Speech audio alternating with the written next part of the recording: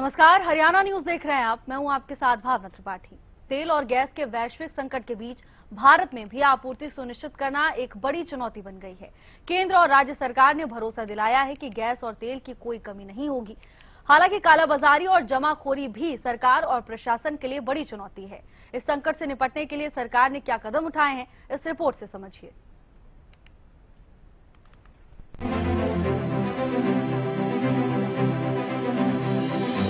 America, Israel और Iran के बीच चल रहे युद्ध ने पूरे विश्व की चिंताएं बढ़ा दी हैं। दुनिया भर में तेल और गैस का संकट गहराता जा रहा है।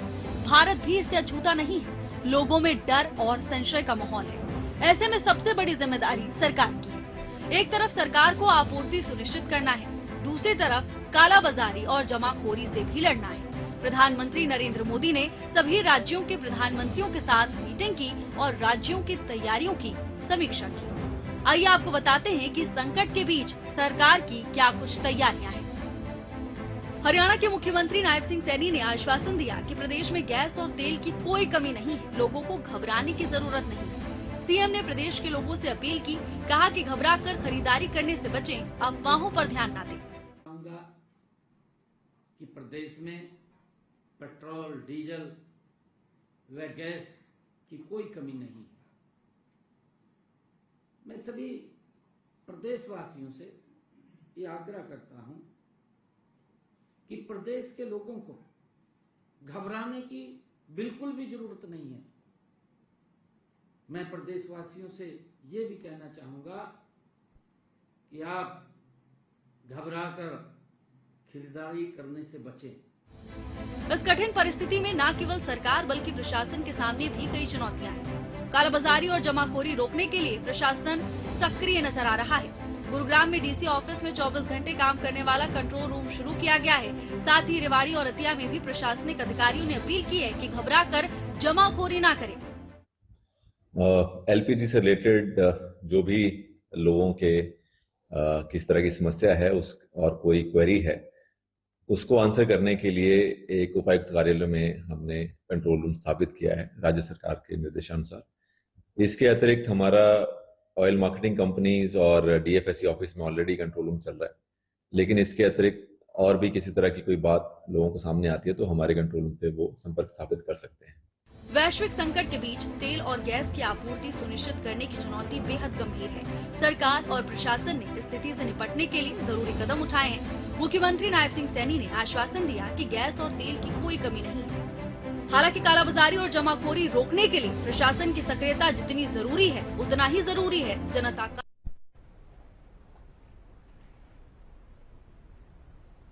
अपराजिता श्री हमारे साथ जुड़ चुकी हैं तमाम जानकारी लेकर। अपराजिता, सरकार की ओर से लगातार हम देख रहे हैं कि बार एक मंथन का दौर चल रहा है, दूसरी तरफ कई नियम भी लागू किए गए हैं। फिलहाल जमीनी हकीकत क्या है? क्या वाकई देश में भरपूर गैस और तेल की सप्लाई हो पा रही है?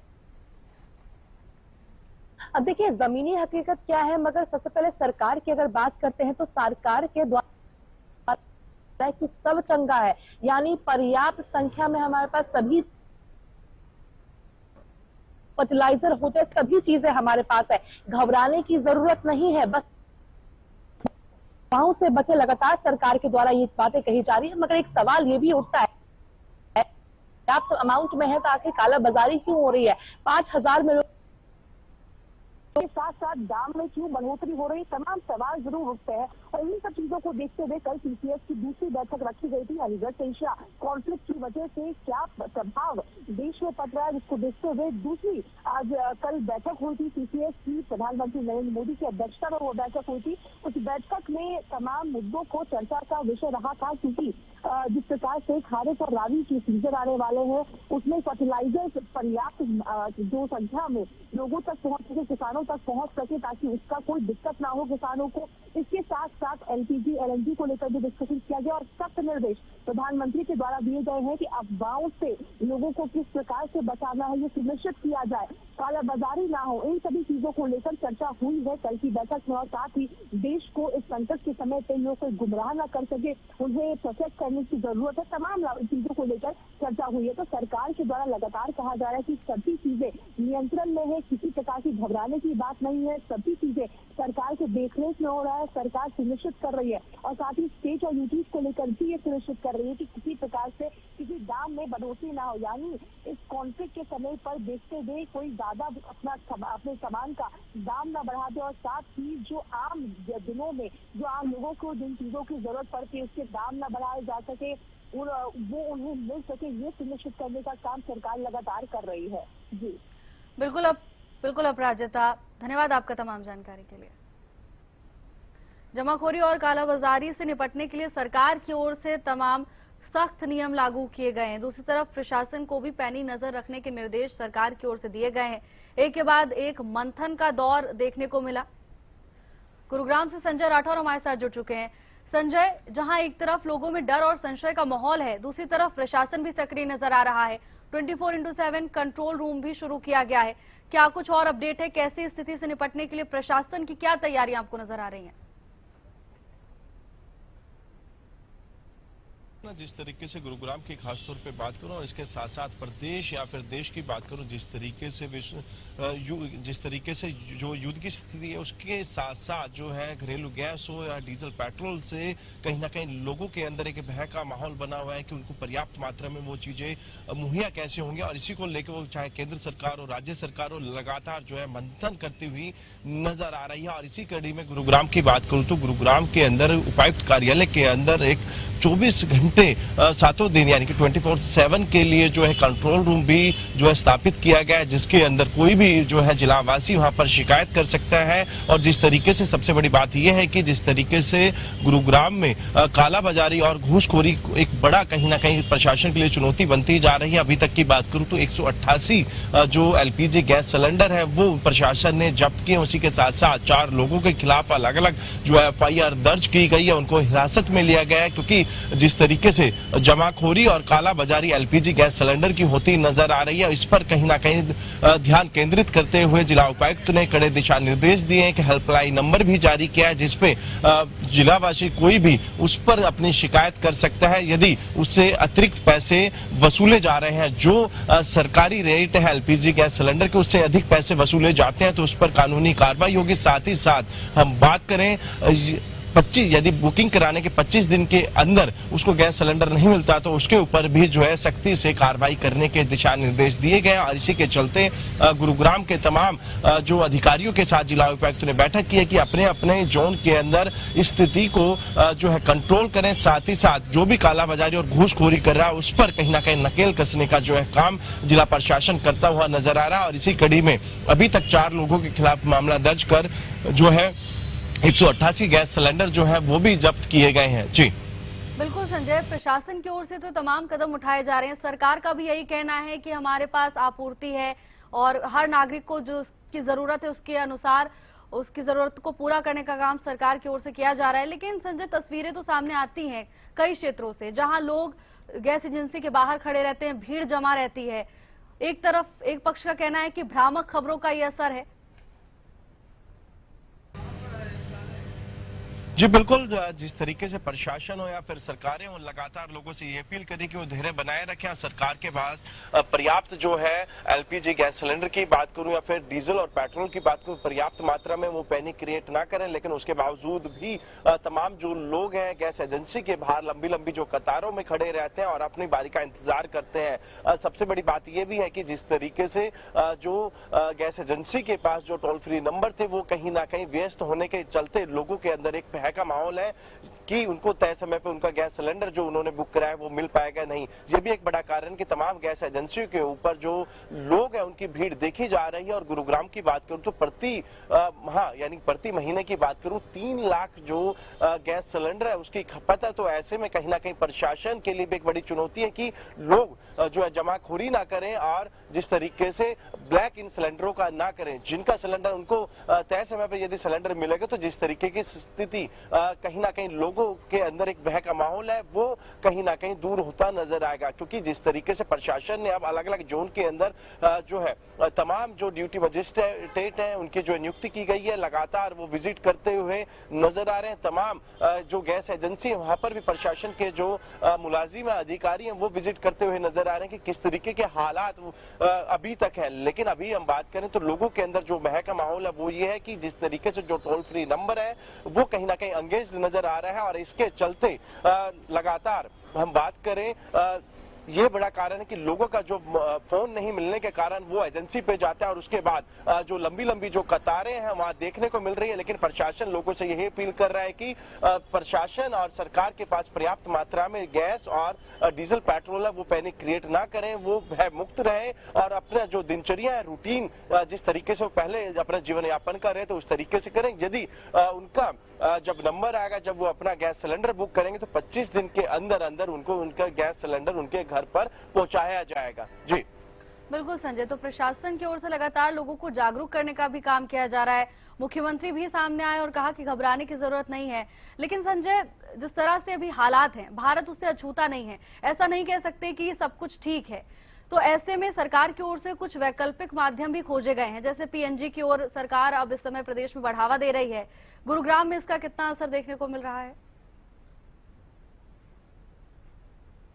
गुरुग्राम की बात करें तो गुरुग्राम प्रदेश की आर्थिक राजधानी भी है और इसके साथ साथ हम बात करें तमाम जो देश हो या दुनिया के अलग अलग कोने से तमाम जो लोग हैं वो कहीं ना कहीं गुरुग्राम रहते हैं। और गुरुग्राम की बात करूं तो गुरुग्राम में हालात सामान्य जरूर है, लेकिन कुछ इलाकों की बात करूं जहां पर अभी भी जमाखोरी की शिकायतें प्रशासन को मिल रही थी, उस पर कहीं ना कहीं सरकार ने नकेल कसने का काम किया और 4 एफआईआर दर्ज किए, 188 सिलेंडर भी उन लोगों से जब्त किया। और इसके साथ साथ जिस तरीके से एलपीजी के बाद अब पीएनजी की बात करें तो सरकार लोगों से अपील कर रही कि वो घबराए ना।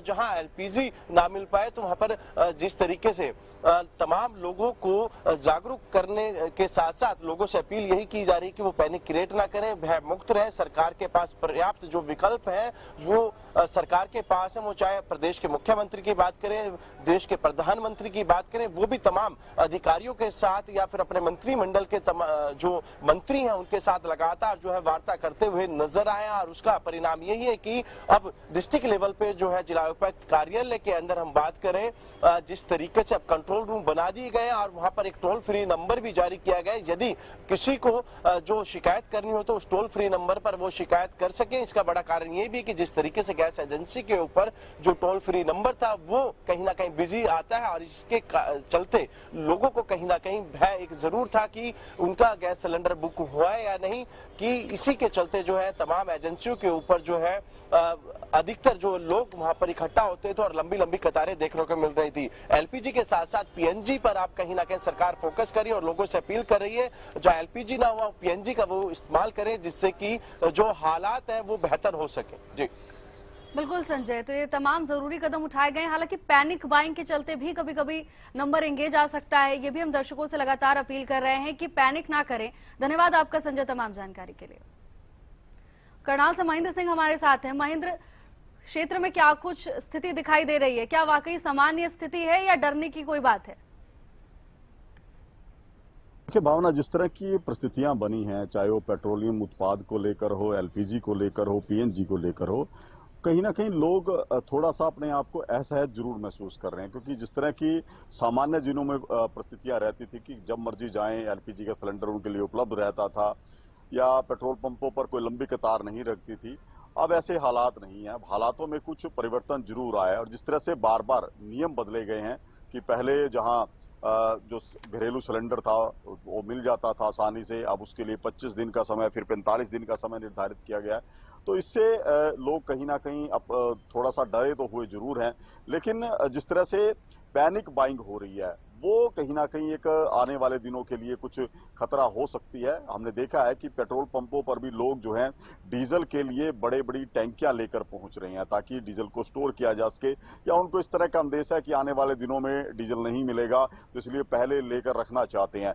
इस तरह की पैनिक बाइंग से कहीं ना कहीं जो पेट्रोल पंपों की सेल है उस पर असर पड़ा है। दूसरी तरफ हम बात करें, जिस तरह से एलपीजी सिलेंडरों की किल्लत हुई है उसके बाद कालाबाजारी के कई मामले सामने आए हैं कि घरेलू गैस सिलेंडर को जो है दूसरे सिलेंडरों में भरकर बेचा जा रहा है या उनको कमर्शियल उनका इस्तेमाल जो है बढ़ गया है, क्योंकि जहां जो गैस सिलेंडर की कीमत सरकारी मूल्य जो है 919 रुपए है, वहीं ब्लैक में जो सिलेंडर है वो 2000, 2200, 2500 रुपए तक बिक रहा है। तो ऐसे में ये कोई जरूरी नहीं है कि कोई खास व्यक्ति इसके ब्लैक मार्केटिंग में जुटा हो।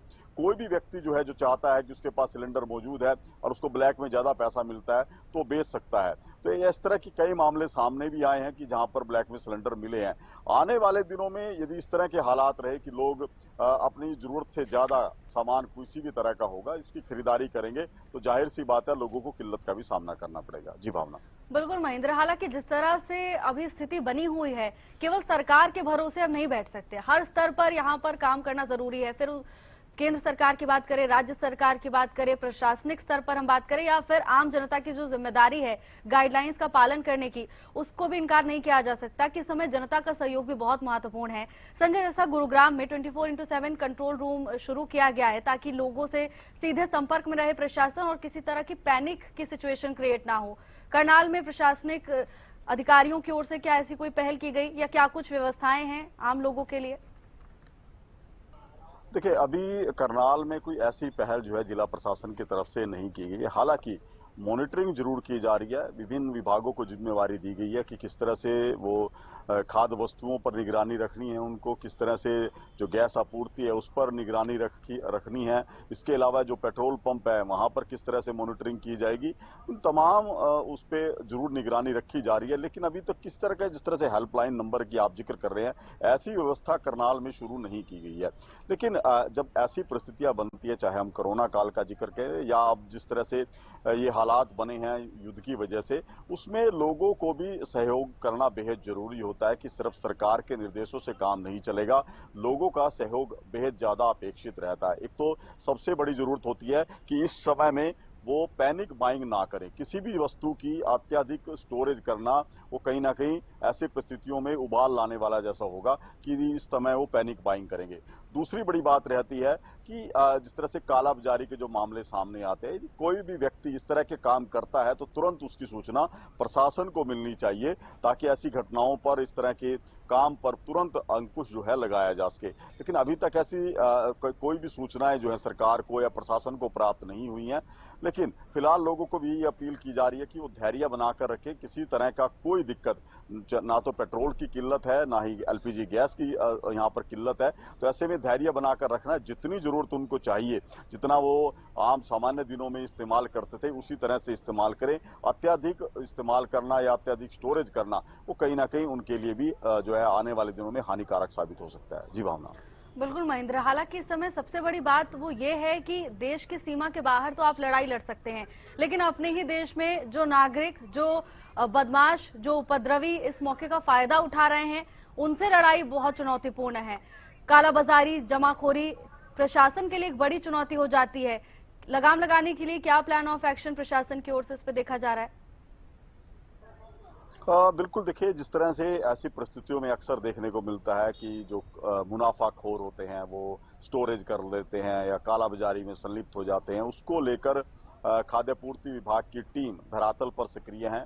मॉनिटरिंग जो है वो सभी चीजों की जा रही है सरकार की तरफ से, चाहे हम एलपीजी गैस सिलेंडर के वितरण की बात करें, पेट्रोल पंपों की ऑनलाइन मॉनिटरिंग है, बाकायदा वहां पर कुछ नियम जो है निर्धारित कर दिए गए। एक तो किसी को भी बोतल में या इस तरह की कैन में पेट्रोल या डीजल नहीं मिलेगा, वाहन में वो पेट्रोल भरवा सकते हैं, उसकी भी जो लिमिट है वो तय कर दी गई है। कई पेट्रोल पंपों में हमने देखा है कि वहां 2000 रुपए से ज्यादा का तेल किसी भी एक व्यक्ति को नहीं दिया जाता। तो कहीं ना कहीं राशनिंग जो है वो शुरू कर दी गई है और किस पेट्रोल पंप पर कितनी तेल की मात्रा उपलब्ध है इसकी कंपनियां ऑनलाइन मॉनिटरिंग कर रही है कि उसके पास कितना स्टॉक है, कि अत्यधिक जब तक उसके पास स्टॉक है उसको दूसरी सप्लाई जो है नहीं मिलेगी जब तक वो पहले वाला स्टॉक नील नहीं करेगा। ये कवायद जो है शुरू की गई है। इसके साथ साथ जिस तरह से हम कमर्शियल गैस सिलेंडर का इस्तेमाल कर रहे थे, अब उनकी किल्लत चल रही है, तो उसका विकल्प के तौर पर क्या है, घरेलू गैस सिलेंडर का इस्तेमाल कमर्शियल में ज्यादा होने लगा है। इसकी भी बाकायदा जो है चेकिंग की जा रही है।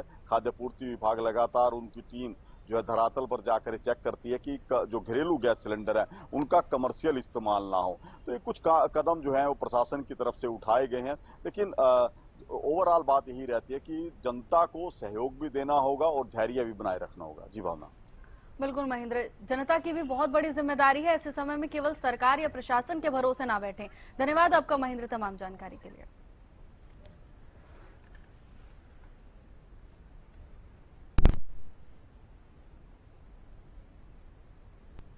तो सरकार की तैयारियों के साथ जनता का सहयोग भी इस समय देश के लिए बहुत महत्वपूर्ण है। सरकार की गाइडलाइंस का पालन कीजिए। इस खास कार्यक्रम में बस इतना ही। आप देखते रहिए हरियाणा न्यूज।